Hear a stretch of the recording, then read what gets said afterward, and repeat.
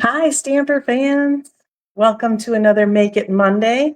Thank you so much for joining me, whether you're watching here live on Facebook or catching the replay on YouTube.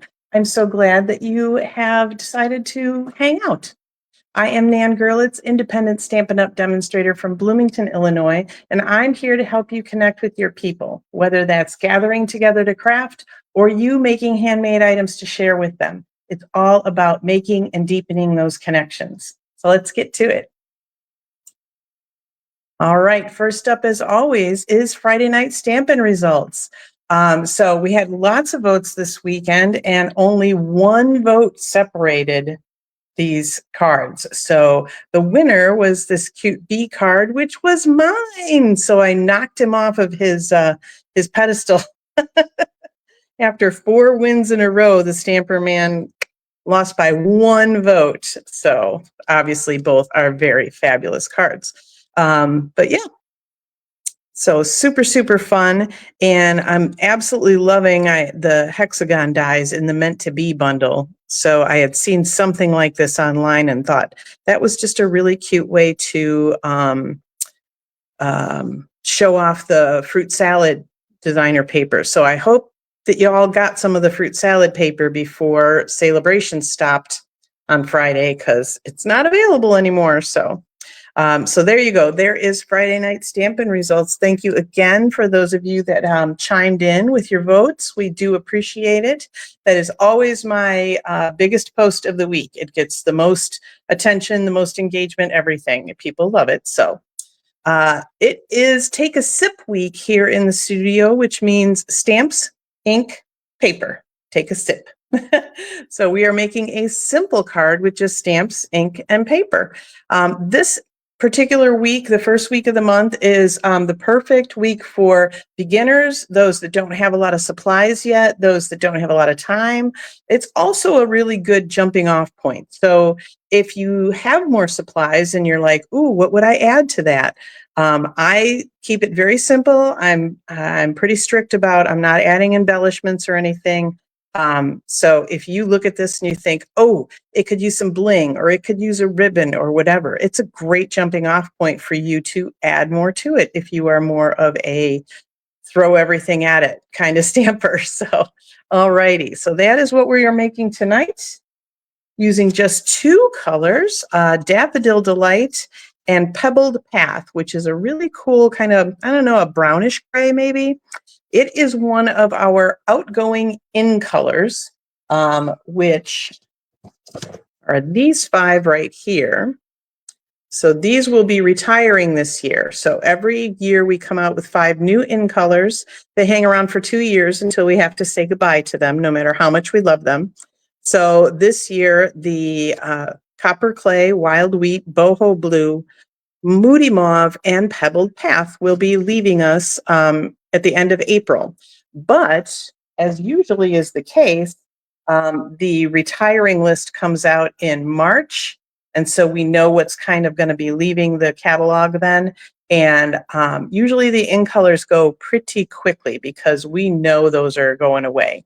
Last week, I gave you a little tip on shopping by color in my online store. So it's really a fun little way to do it. You can just click the memo menu, click shop by, then color, then click those in colors and shop all. And it'll show you every product in our line right now that has any of those 5 colors in them. So you'll know if something's going away, because we already know those are leaving. So, all right, let's get to some stamping.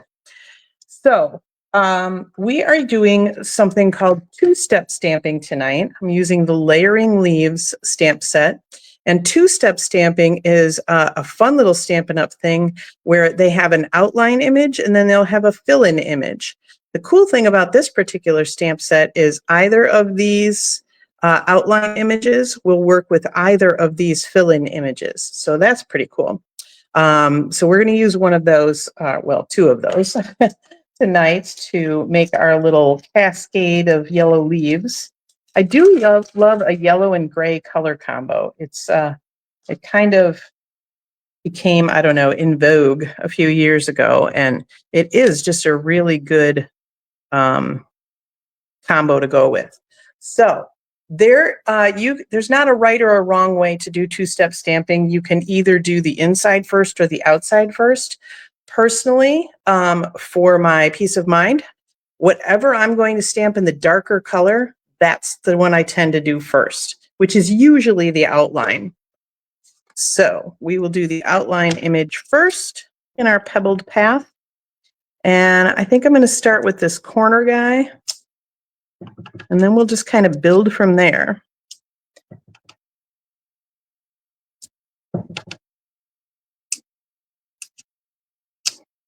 And it's always a good idea to have some images hanging off the side of your cardstock. It makes it look like more intentional, like maybe it was a piece of a bigger sheet and it got cut down. Just very good for design aesthetics. Don't keep everything inside your card. Okay, so we could grab either of these inside images. So this one does not include the stem. This one includes the stem, and it has that kind of little, seam vein down the middle. So that's the one I'm going to use. This one, as you can see, has gotten a lot of use already and is a little stained. Does not affect its stamping ability, so don't worry about that. We're going to go with the yellow here, the Daffodil Delight.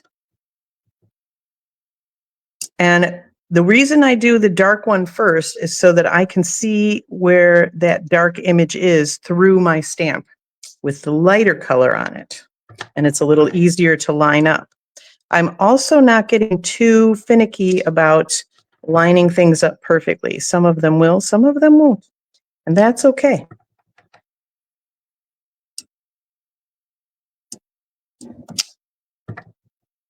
I just realized that when I'm trying to line something out, I'm a tongue out stamper. Like, the basketball players that have their tongue hanging out. That's me, except I don't play basketball.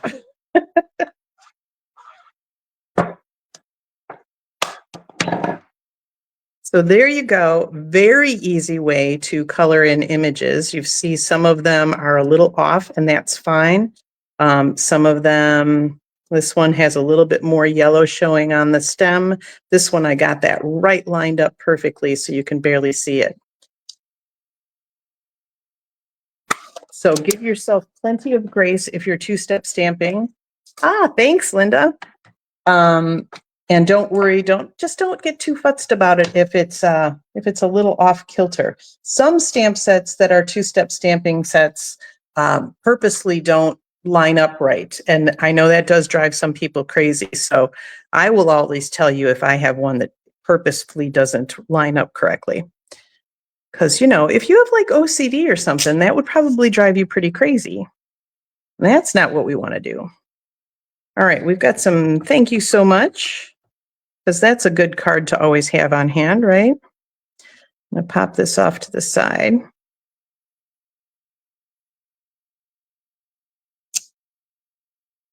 And then the other thing I forgot, because that looks actually very pretty, but I wanted to add a little bit more. Hello, Joan. Thanks for joining me. I wanted to add a little bit more without adding, obviously, any embellishments or anything like that. This particular stamp set has this great splatter stamp in it. So I thought that would be perfect. And I'm going to pop that in that pebbled path too. So the cool thing is it kind of wraps around these leaves pretty nicely. And I've turned it different directions each time so that I'm not just getting one, kind of view of it. And then I'll fill in along the edges.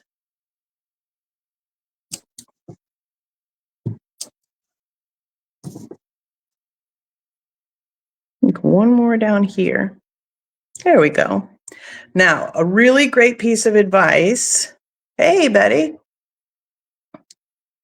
Oh, thanks, Betty. That's very true. And I think I need to share this with all of you because we crafters, we get a little crazy about our cards and our creations. But as Betty says, when people receive them, they don't inspect it. They don't go, "Oh, she made a mistake here," or "That's not right." You know, they just love it. And they love that you thought of them. So thanks, Betty. Yeah, the splatter stamp is great. And I will tell you, one of the greatest pieces of advice I got at one of our demonstrator events many years ago was when you're doing anything kind of collage-y or anything like that, anytime you're kind of hovering over going, "Oh, where should I put this next image?" and you can't immediately see it, that means you're done. And that has been a great piece of advice because I have told you guys before, I am not inherently a great collage stamper.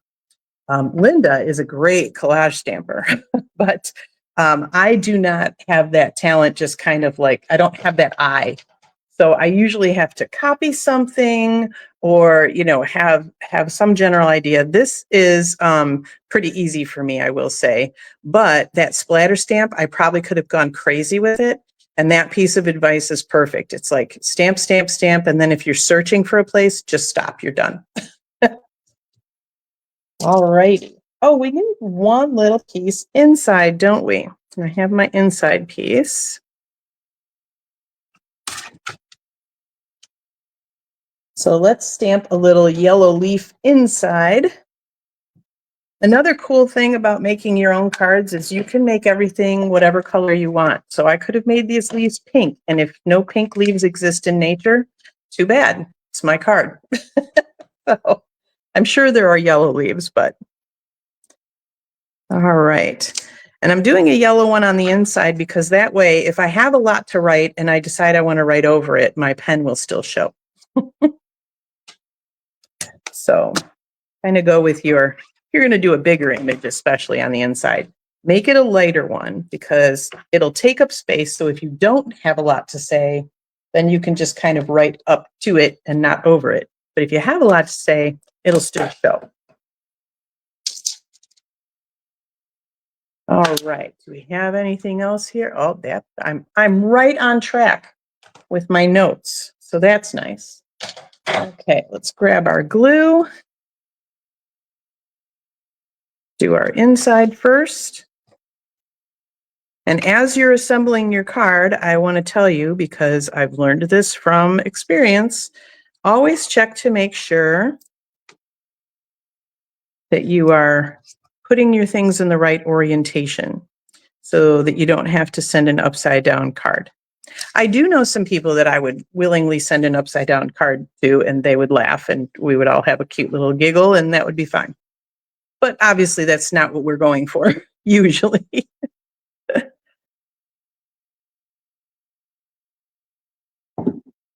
All right. So this is a very slim border on the pebbled path.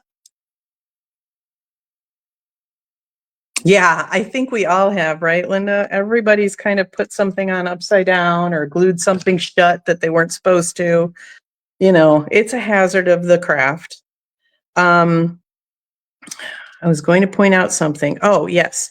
When you have a color combination like this, so when I had my top part done on Friday, I got both the daffodil and the pebbled path out and put them kind of one on top of the other.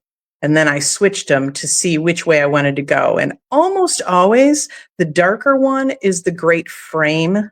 And then you put the lighter one as your card base, and it always comes out looking great. So, but before you attach anything, you can always double check that and see which one you like better. All righty.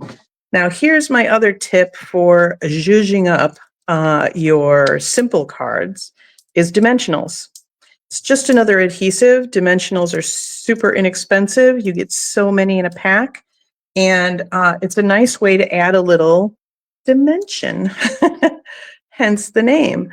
And so that kind of adds a little excitement, a little interest, a little texture, whatever, to your card. So it's not quite as simple. So if you don't like to do really simple stamping, dimensionals are a great way to just add a little something to them. Without breaking the bank or taking up too much room. So if space or your budget are your issue, dimensionals are a great purchase for you. All right, that is it. It's 14 after the hour, you guys. It's like, seriously, 14 minutes. I was yapping a lot and we still got that done. So this is always a super short week, right? But I have another sample for you, of course, because I don't want you to just have one, right? So I made a same layout, that thin border, and we used the Racing By stamp set, which has that same car outline, and then it has two different fillers, plus it has two different style wheels, and the driver that perfectly fits in that scoop on the car. So how cool is that? So I used the Azure Afternoon and Copper Clay, which is another one that's going away this year, another in color. So jump on that. And then I also added Memento for the outline, for the driver, and of course the checkered flag. So super, super fun set for kids and adults alike. Anybody that loves racing would love this card. My son-in-law has actually done some auto racing. So I used this set for his birthday card last year. I also have one of my team members, her son is involved in racing. He was a driver, and now I think he actually manufactures the racing cars, and works on them. So yeah. So I have quite a few people, plus my grandboys, of course, in my life that love this set. So it's not just for kids. So, and a nice blue ribbon on the inside. There we go. So there are your two-step stamping, super easy cards for this week. Again, I want to make sure that you remember about the in colors going away. And I cannot stress this enough. Oops, excuse me a moment. Got a bit of dust in my throat. Let me come up here and talk to you. Yeah, I can't stress enough that the re-inkers especially definitely go pretty quickly from the in colors. And like I said, we don't know what else as demonstrators. They don't give us an advance notice on what's retiring from the catalog, what's going away, anything like that. But we all know that the in colors are going away because they're 2023 to 2025 in colors. So that's pretty much very obvious. So definitely, if you love these in colors, like if you have the stamp pads already and you don't have the reinkers, definitely get those reinkers. If you love the colors, then I'd suggest, investing in the markers and the blends and things like that before they go away as well. So, all right. Okay, well, that is all I have for you tonight. End of year. Yeah, it's the end of the annual catalog year. This one. So that ends on April 30th. And the new one will start on May 1st. So those in colors will be, they'll start going out now. People will start purchasing them now because demonstrators like me will tell you they're leaving. So by the end of April, for sure, they'll be gone. So you definitely want to, I just suggest start getting them now before you have any issues, because once the retiring list, the last chance product list comes out, it's while supplies last. So if they run out, they're not going to restock. So get it now. I want to remind you as well of Facebook's new policy. As of a couple of weeks ago, that they are deleting live videos after 30 days. So you won't be able to access my older stuff on my Facebook page anymore. So please be sure that you are subscribed to my YouTube channel. Not sure if I put that in the video description, so I will drop it in the comments here. But yeah, definitely make sure you subscribe to my YouTube channel, and that way you'll have access to all of my past videos, because all of my Facebook Lives have been loaded on there, and I do that every week. So, all right. So yeah, if you've gotten some inspiration or some good tips, maybe send your friends and family over to my YouTube channel as well, so they can participate as well. All right. Have a great week. And until next week, I'm still Nan Gerlitz. Happy stamping.